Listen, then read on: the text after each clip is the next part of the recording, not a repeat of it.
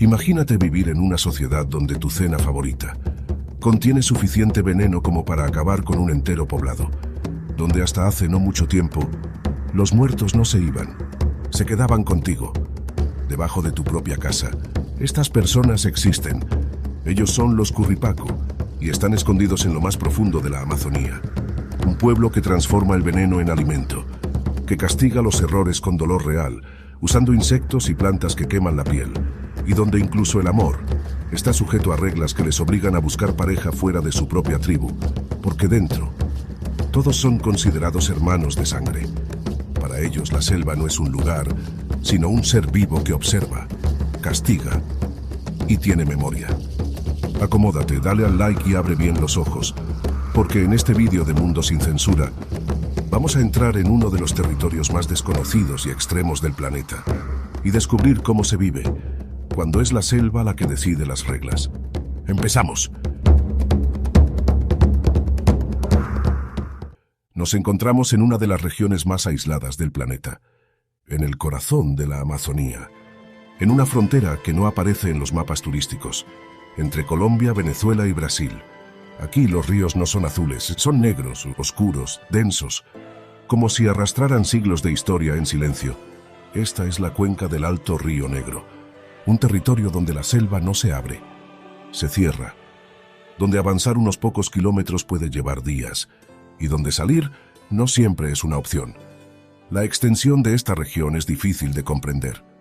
Miles de kilómetros de vegetación continua, sin carreteras, sin ciudades, sin ruido, solo árboles, agua y vida que no quiere ser encontrada. Oficialmente estas zonas aparecen como poco habitadas, tan poco habitadas que todavía se cree existen tribus que no han sido contactadas, pero en realidad aquí vive gente, desde hace siglos, adaptada a un entorno que no perdona errores. Los Curripaco son uno de esos pueblos, un grupo de origen arahuaco que ha aprendido a sobrevivir en uno de los ecosistemas más exigentes del planeta. Pero sobrevivir aquí no es solo cuestión de alimento, es una cuestión de comprensión, porque para ellos, la selva no es un entorno, es una presencia, un sistema vivo, con voluntad, con memoria y con reglas. Reglas que no están escritas, pero que se cumplen. La selva observa, la selva reacciona, y la selva castiga. Para ellos cada decisión tiene consecuencias, cada error deja huella, y cada acción puede alterar el equilibrio. Por eso su forma de vida no es extraña para ellos. Todo lo que hacen tiene un sentido dentro de ese sistema invisible, incluso aquello que para nosotros resulta inquietante, como su relación con la muerte. Durante generaciones, los Curripaco no separaban a los vivos de los muertos, algo que puede que tenga mucho que ver con que uno de sus principales alimentos fuese un veneno letal capaz de aniquilar a toda una sociedad, un veneno que pronto conocerás. Por eso para ellos no existía una frontera clara entre la vida y la muerte. Cuando alguien fallecía, no se le llevaba lejos, no se le abandonaba, se quedaba dentro de la propia vivienda, bajo el suelo de la maloca, la casa comunal donde convivía toda la familia. Dormían sobre ellos, cocinaban sobre ellos, vivían sobre ellos, no como un acto macabro, sino como una forma de continuidad. Para ellos la muerte no era una ruptura, era una transformación. El cuerpo desaparecía, pero la presencia permanecía, y esa presencia protegía, guiaba, observaba. Vivir sobre los ancestros no era extraño, era necesario, era una forma de mantener el equilibrio entre lo visible y lo invisible. Hoy, muchas de estas prácticas han cambiado. La influencia externa ha modificado parte de estas tradiciones, pero no completamente. Algunos relatos locales sugieren que en zonas más aisladas, ciertas costumbres no han desaparecido del todo, y que todavía existen comunidades donde la relación con los muertos sigue siendo mucho más cercana de lo que imaginamos. Esto no se anuncia, no se muestra, pero tampoco se ha olvidado. Entender a los Curripaco no es solo observar lo que hacen, es intentar comprender por qué lo hacen. ¿Qué tipo de vida lleva a una sociedad a convivir con sus muertos? ¿Qué tipo de entorno obliga a desarrollar normas tan distintas? Y sobre todo, ¿qué estarías dispuesto a aceptar si tu supervivencia dependiera de ello? Pensando en ello, cuéntanos, del 1 al 10, ¿cuánto te gustaría vivir con los Curripaco? Al final del vídeo veremos si mantienes esa nota. Para entender realmente a los Curripaco, No basta con observar cómo cazan, cómo construyen sus casas o cómo se alimentan. Hay que ir un paso más allá y adentrarse en su forma de interpretar lo invisible, porque en su mundo, lo que no se ve no es una idea abstracta, sino una presencia constante que condiciona la vida diaria. Para ellos, los espíritus no pertenecen al pasado ni a un plano lejano, sino que forman parte activa del presente. Influyen en las decisiones, en la salud, en la suerte y en el equilibrio de toda la comunidad. Desde esta perspectiva, la muerte no es una ruptura definitiva, sino una transformación. El cuerpo desaparece, pero algo permanece, algo que conserva intención, memoria y una cierta capacidad de influir en el entorno. Esta idea, que para muchos puede resultar inquietante, es completamente lógica dentro de un ecosistema donde la vida y la muerte están separadas por una línea extremadamente fina y donde cualquier error puede tener consecuencias irreversibles. Por eso, durante generaciones, los Curripaco desarrollaron una relación con sus muertos que no buscaba alejarlos, sino integrarlos. No se trataba de un gesto simbólico ni de una tradición aislada, sino de una forma de mantener el equilibrio entre lo visible y lo invisible. Vivir cerca de los ancestros significaba mantener su protección, su guía y su experiencia dentro del grupo, como si su presencia siguiera siendo útil incluso después de la muerte. Esta forma de entender el mundo no nace del misterio, sino de la necesidad. En un entorno como la Amazonía, donde el peligro puede surgir en cualquier momento y donde la naturaleza no ofrece segundas oportunidades, desarrollar una percepción más amplia de la realidad puede marcar la diferencia entre sobrevivir o desaparecer. Por eso, muchas de sus creencias no se viven como algo espiritual en el sentido occidental, sino como parte de una lógica práctica adaptada a su entorno. Con el paso del tiempo, y especialmente a partir del contacto con el mundo exterior, esta relación ha ido cambiando. La llegada de misioneros y nuevas formas de pensamiento introdujo una visión distinta sobre la vida, la muerte y el más allá, lo que llevó a muchas comunidades a modificar sus prácticas funerarias y adoptar sistemas más cercanos a los cementerios que conocemos hoy. Sin embargo, este cambio no ha sido total. Aunque las formas han evolucionado, el fondo permanece. En muchas comunidades, la presencia de los ancestros sigue siendo una realidad asumida, algo que no se cuestiona, sino que se respeta. Los relatos sobre sueños, señales o decisiones influenciadas por quienes ya no están siguen formando parte de la vida cotidiana, integrándose de manera natural con elementos modernos sin generar conflicto. Esta convivencia entre tradición y cambio crea una de las grandes contradicciones de los Curripaco. Por un lado, adoptan prácticas externas. Por otro, mantienen una visión del mundo profundamente arraigada en su historia y en su entorno. No es una cultura detenida en el tiempo, sino una cultura que se adapta sin perder su esencia. Y es precisamente en esa adaptación donde aparece uno de los aspectos más sorprendentes de su vida diaria.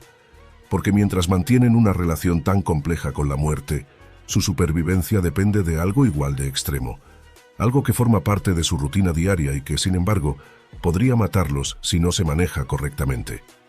Un alimento básico, un recurso imprescindible, y al mismo tiempo, uno de los venenos más potentes que existen, y es que en el centro de la alimentación de los Curripaco hay un elemento que por sí solo define su forma de entender la supervivencia: la yuca brava. A simple vista, esta raíz no parece diferente de cualquier otro alimento que podría encontrarse en la selva, pero esconde una característica que la convierte en algo extraordinario.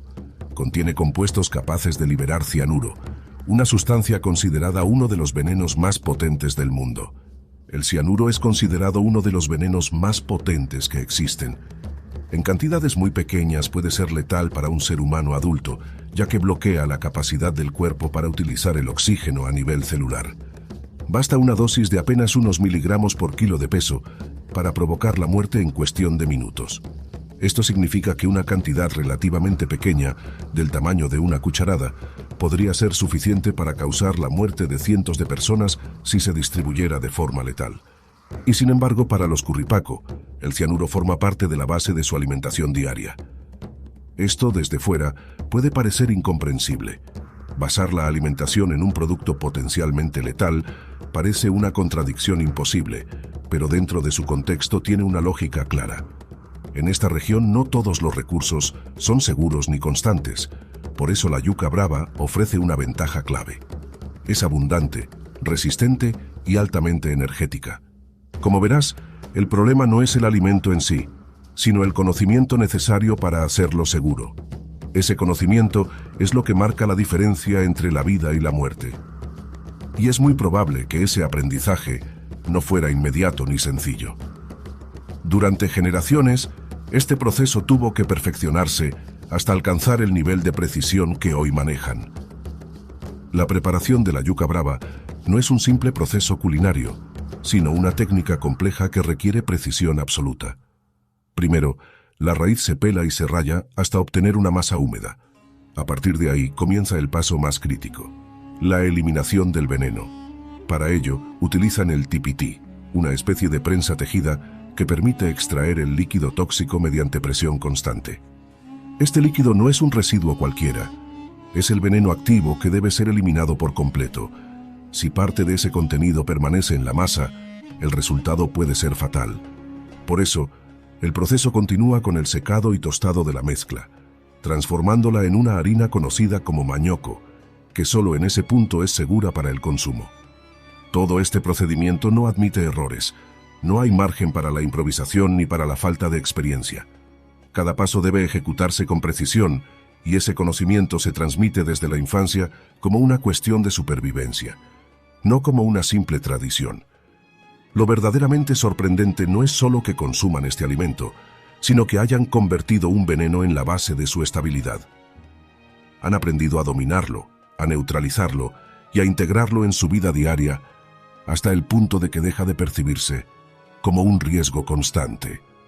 Y aquí aparece una de las mayores contradicciones de su cultura. Dependen de algo que podría matarlos, confían en un proceso que no permite fallos, y han construido toda una forma de vida alrededor de ese equilibrio. Ahora la pregunta es inevitable.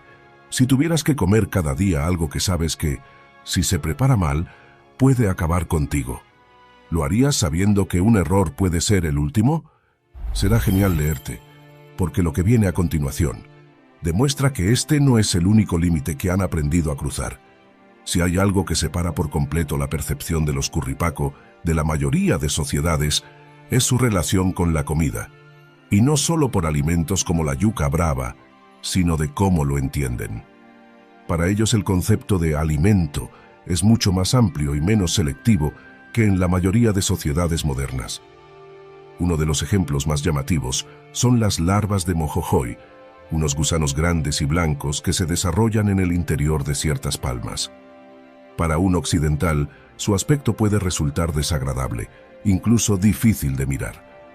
Sin embargo, para ellos es un alimento muy valorado, rico en grasas y nutrientes esenciales, especialmente importante en momentos donde la caza escasea. Estas larvas pueden consumirse de diferentes formas. A veces se comen vivas, directamente después de extraerlas del tronco, y otras se asan ligeramente al fuego.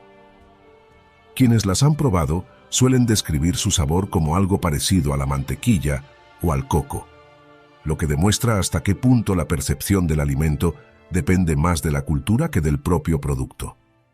Si todo esto te está sorprendiendo, deja un like ahora mismo. Es la mejor forma de saber que este tipo de historias te interesan. Otro caso interesante es el de las hormigas y termitas que se recolectan en grandes cantidades durante ciertas épocas del año, especialmente en temporada de lluvias.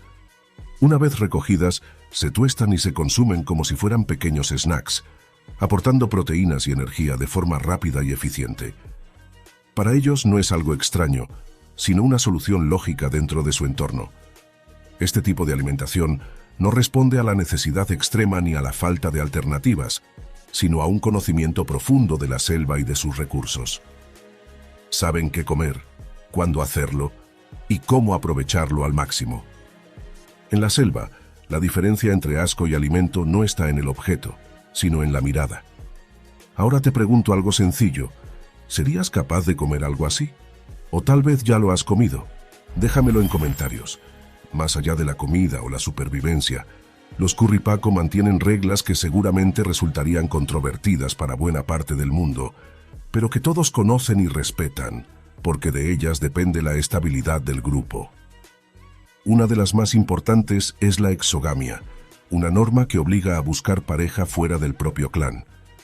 Todo esto ocurre ya que, dentro de la comunidad de los Curripaco, todos los miembros son considerados, de alguna manera, como parte de la misma familia. Esto significa que las relaciones dentro del grupo están prohibidas, no por imposición externa, sino por una lógica interna que busca evitar conflictos y fortalecer alianzas con otros grupos. Esta práctica tiene una consecuencia directa. Las relaciones no son solo personales, sino también sociales. Formar pareja implica crear vínculos entre comunidades, generar cooperación y asegurar una red de apoyo más amplia. No se trata solo de amor, sino de equilibrio. Romper estas reglas significaría no solo un error individual, sino una amenaza para el grupo. Y en un entorno donde la supervivencia depende de la cooperación, cualquier desequilibrio puede tener consecuencias importantes. En una sociedad tan diferente a lo que conocemos como esta, cuando hablamos de normas, aparece otra cuestión. ¿Qué ocurre cuando alguien las rompe? Entre los Curripaco no existen cárceles, tribunales, ni sistemas de justicia como los conocemos. Sin embargo, eso no significa que no haya consecuencias.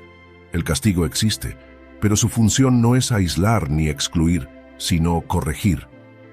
No se busca apartar al individuo del grupo, sino reintegrarlo, devolverlo al equilibrio que se ha roto con su acción.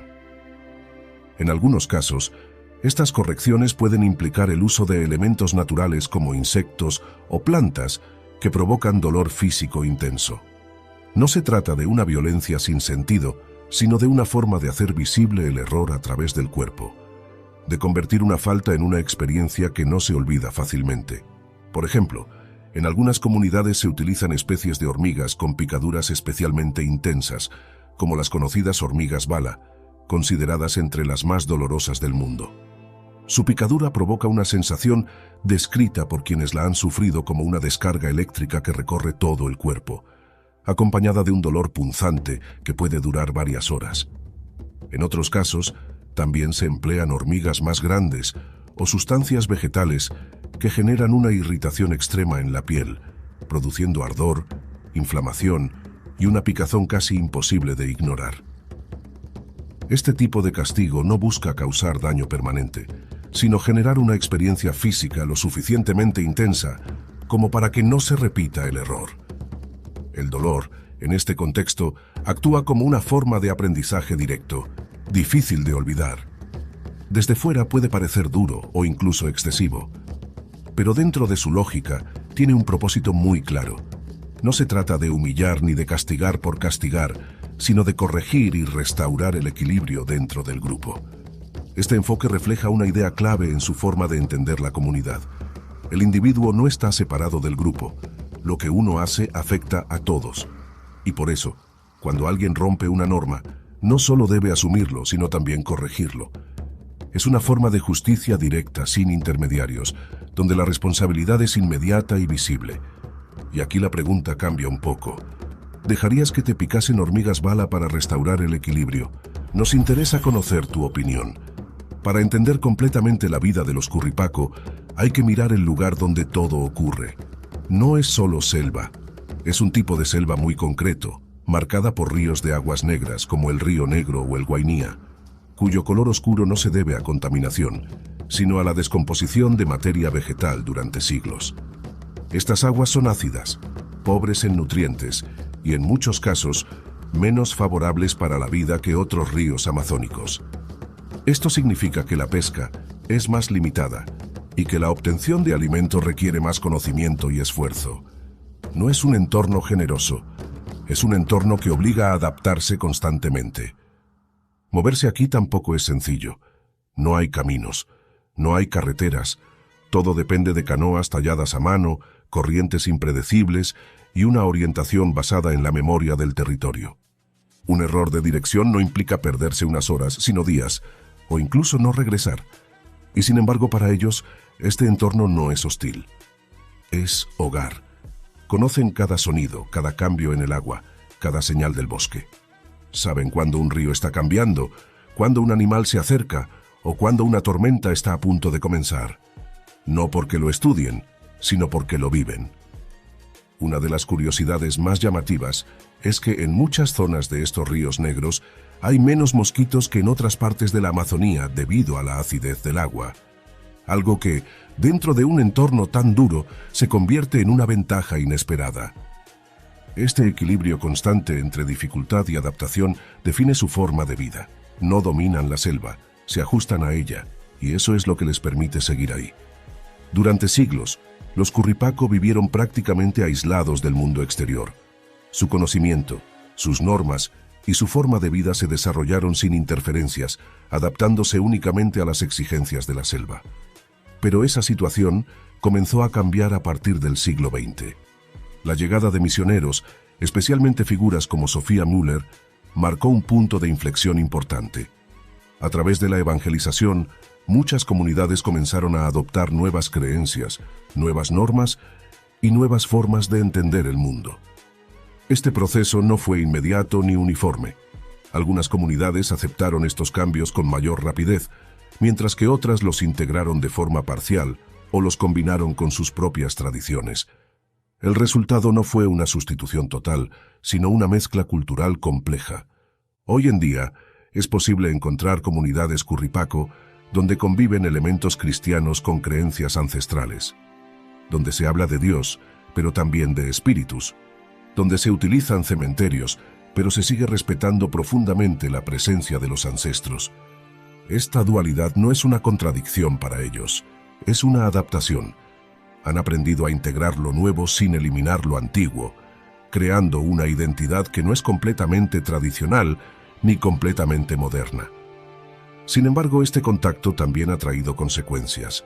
Cambios en la alimentación, en la organización social y en la relación con el territorio han alterado parte de su equilibrio original. No de forma total, pero sí lo suficiente como para transformar ciertos aspectos de su vida. Y aún así, lo más sorprendente es que, a pesar de todo, muchas de sus bases siguen intactas. Porque hay cosas que no se abandonan fácilmente, especialmente cuando han funcionado durante siglos.